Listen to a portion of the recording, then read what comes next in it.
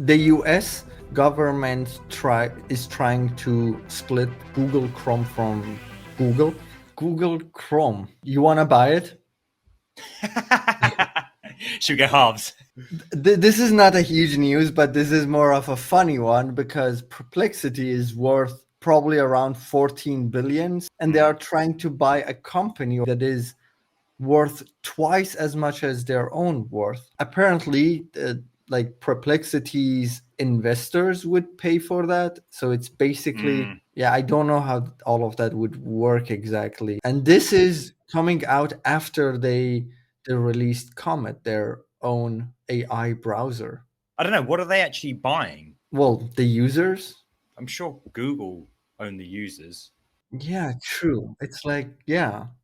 So what are they buying? Because Chromium is open source and Google Chrome is, not one of the best browsers. Chromium is amazing, but like Google Chrome is just meh. This is similar to the situation we had with OpenAI trying to buy Windsurf. And it says here as well, the company has not offered Chrome for sale and plans to appeal the US court ruling that found it held unlawful monopoly in online search. So I heard about this, but it doesn't necessarily mean it's for sale. So what would like the US government is trying to split Google Chrome from Google because they own a monopoly and they are paying what, 20 billion, I believe, a year to Apple, just so that Apple uses Google as their default search engine and things like this. And they want to split it in pieces, Google Chrome being one of them. Perplexity does not disclose how it's going to fund the offer. It seems very strange. That's why very strange. You could offer you could make a counter offer. Like, you don't have to disclose how you are buying that. How very interesting. How very interesting. Again, like you say, already has Comet. And it's pretty good. What browser you use? And you still on Dia?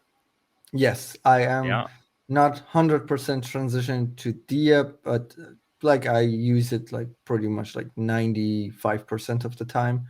And the other 5% is split between other browsers where I need them.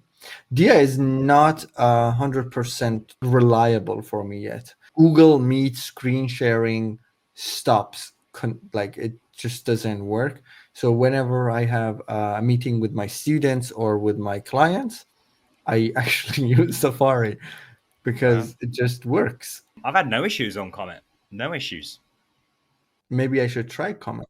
I'm using it to chat to pages, but I'm not really actioning things like I thought I would. I thought I would be doing, say, take something from this page, put it in that page, this and that. I think we got burnt very early on trying to do something in Webflow and it just wouldn't work. And it was just like, I might as well just do it myself by this point because it was just trying to do stuff and like, I'm doing the same. I'm not using the AI as much as I thought I would.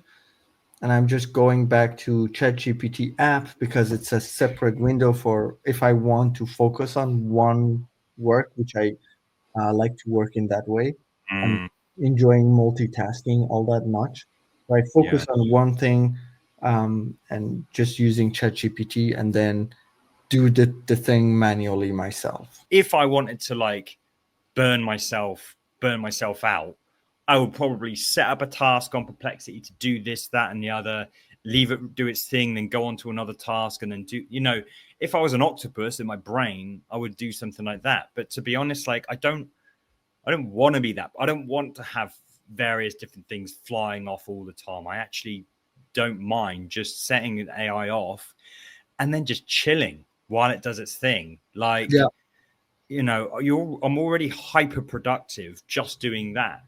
I'm already doing hours worth of work in minutes. So why would I, we spoke to Max from Warmwind, who said their system is more for background tasks. And I still think the AI inside of Comet is for background tasks. If you are using Comet, you are a heavy AI browser user, I would love to know what you use it for and how effective do you find it, really, all of this AI. So what do you do while your agent in Cursor is trying to write the code?